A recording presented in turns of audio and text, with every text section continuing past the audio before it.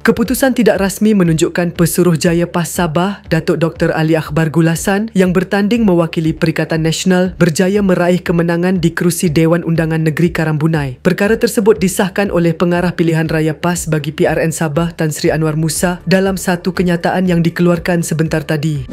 Alhamdulillah, kepada Allah Subhanahu Wa Taala, kita panjatkan kesyukuran atas kemenangan sulung kami bagi Dun Karambunai, katanya melalui kenyataan ringkas di Facebook. Kemenangan ini menjadi detik bersejarah buat PAS kerana buat julung kalinya parti tersebut memperoleh kerusi Dun dalam pilihan raya negeri Sabah. Pertandingan di Dun Karambunai melibatkan 11 calon. Pada pilihan raya terdahulu, kerusi tersebut dimenangi oleh Datuk Yaakob Khan mewakili Barisan Nasional. Ali Akbar sebelum ini pernah berkhidmat sebagai Ahli Dewan Undangan Negeri dilantik di Sabah.